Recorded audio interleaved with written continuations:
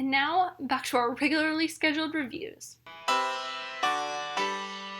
Hey, I'm Amy and welcome back. This is the first review since the horror checklist is over, and woo, I'm exhausted. I hope you guys enjoyed it. If you did not see it, there is a playlist linked up there with all 31 videos. But today we're going to be talking about new movie from Taika Waititi that came out. Very weird. We're talking about the new movie from Taika Waititi, the director of Thor Ragnarok and many other films that I really want to watch and I just have not had the time to watch yet, but we were talking about Jojo Rabbit. This movie has been under a lot of controversy because it's basically about Nazis. I understand the controversy about it all because it's like, look at these Nazis! Aren't they, like, it's kind of making them seem like good people? Honestly, when you watch it, it is so much of a satire that you don't, like, they make caricatures, you know what I'm saying. They make fun of how bad these people were. So it's not like they're shown in a good light at all. They are definitely made fun of. I found a lot of Wes Anderson comparisons in here, only for the fact that Wes Anderson's characters are usually very larger than life or over the top.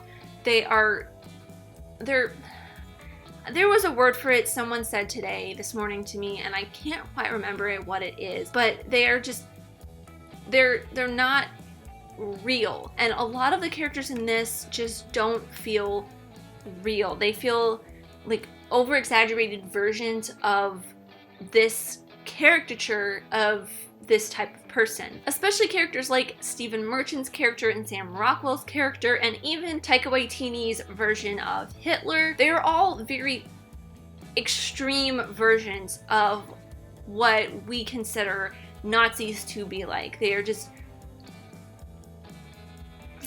I can't think of the word and it's really bothering me, but it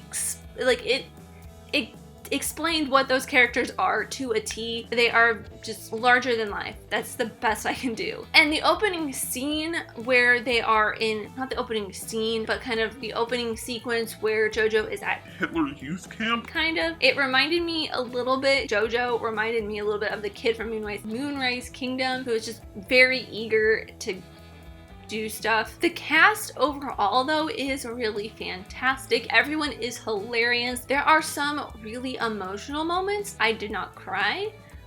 There was a part where I probably almost did, but I ended up not for some weird reason, surprisingly. And the cast is not only great at being very, very funny, there are also some characters who are really great at being put in the emotional role as well. One of the standout actors for me in this was Scarlett Johansson. I was very surprised at how funny she is. I did not realize that she was that funny. I don't know if it's her time with Colin Jost. She's just taking all of his funny because, I mean, he wasn't like super funny to begin with.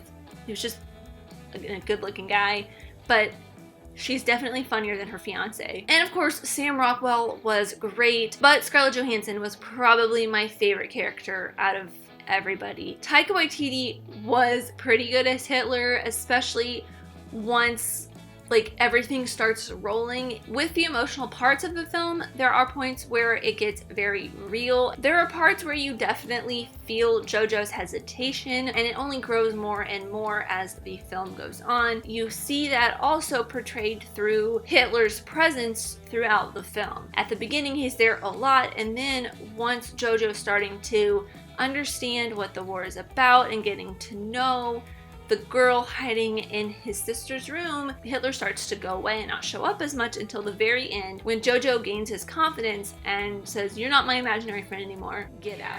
Surprisingly, not surprisingly maybe, these little boys in this movie and all of the soldiers, it is a little bit of an exaggeration of what they're like, but I have heard accounts that there were little boys that were 10, 11, 12 years old that were very gung-ho about this kind of thing. And a lot of the soldiers were very very gung-ho about what Hitler was propagating. So that part is very, very real. But even in some of the realness, they still took the time to satirize and poke fun and really exaggerate the moments where you notice that they are doing something really horrible. They don't necessarily notice it. They think that they're doing the right thing, and they pile it on and make it funny. Some people would say that's not a good thing, that they should not have made it funny, that they shouldn't have satirized it. At the same time, it's been so long, and yes, it was a horrible thing that Hitler did.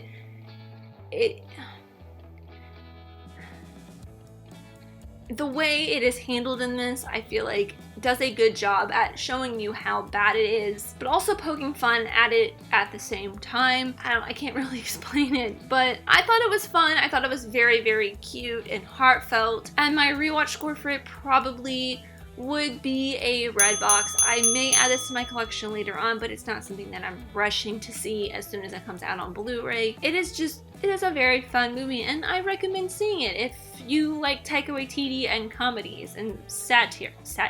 But let me know your thoughts in the comments down below. What did you think of Jojo Rabbit if you have seen it? But thank you guys so much for watching. I really, truly do appreciate you. Whoever you are, let me know here in the comments down below, and let's be friends. If you enjoyed this, leave a like and subscribe if you're new, because I love talking all things movies, TV shows, filmmaking, mystery, all that fun stuff, and I'll see you next time. Bye!